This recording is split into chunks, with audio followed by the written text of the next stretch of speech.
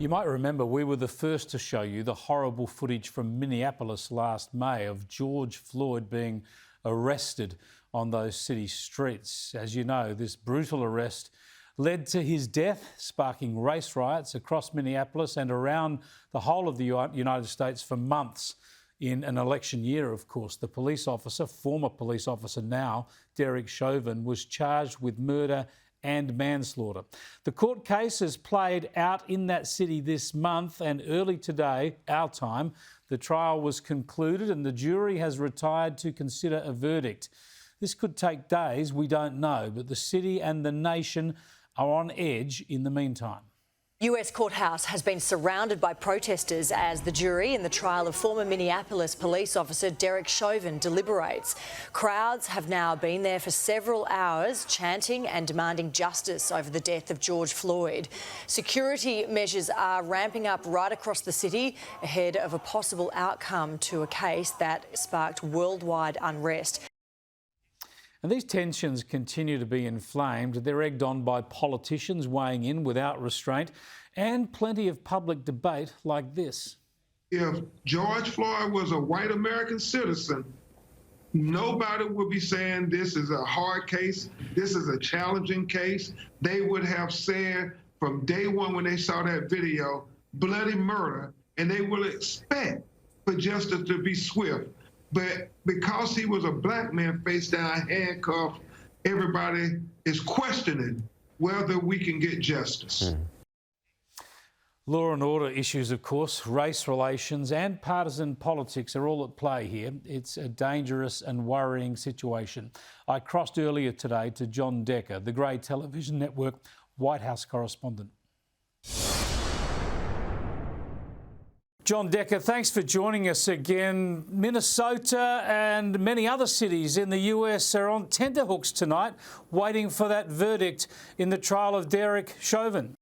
And with good reason, Chris. After all, you may recall last summer, after the murder of George Floyd, there were so many violent protests that happened all across the country, including in Minneapolis, where this trial is taking place. And in Minneapolis, $350 million worth of damage took place there at the hands of those violent protesters. And all across the U.S., Washington, New York, Chicago, all the way out to Los Angeles. And of course, in Minneapolis, they are concerned about more violent protests if a verdict comes back not guilty.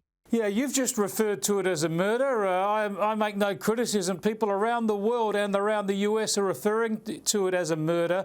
And that's the issue, isn't it? Because nothing is straightforward. If the verdict comes down at something less than murder, then that's going to antagonise a lot of people. Well, that's exactly right. I simply call it a murder because the medical examiner in Minneapolis called it a homicide. So that's the technical reason why I called it a murder. But this is the difficult thing for those 12 jurors to come to a conclusion on, and they must do so unanimously.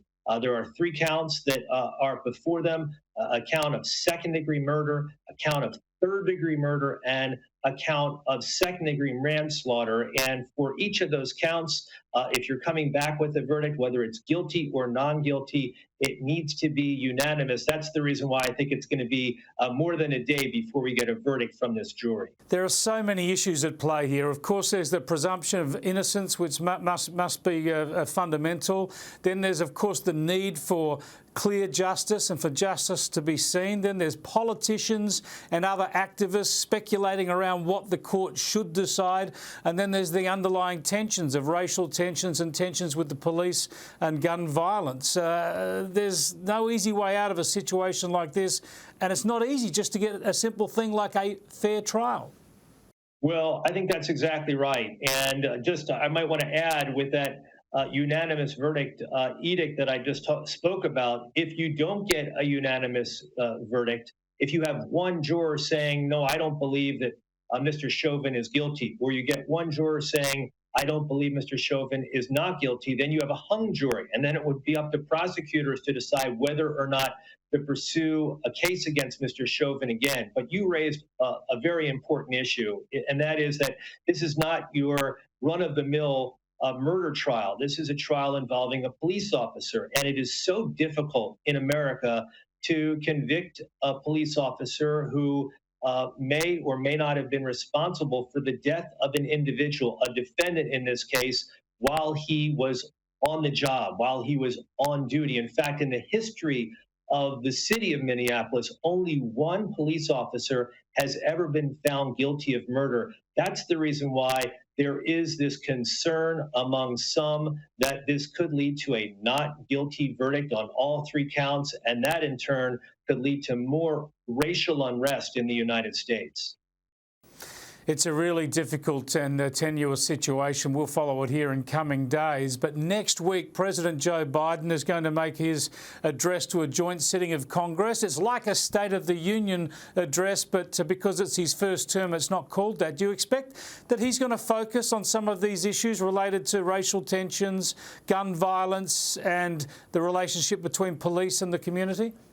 I do believe that that will be one section of his address, which will likely be around an hour in length, which is typical for these addresses to Congress.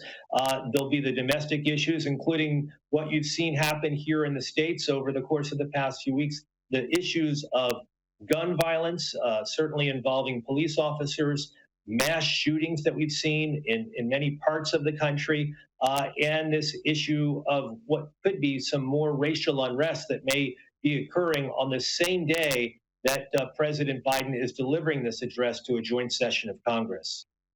And just finally, John, has he made any progress on the border situation, or is that still building to enormous problems on the Mexican border?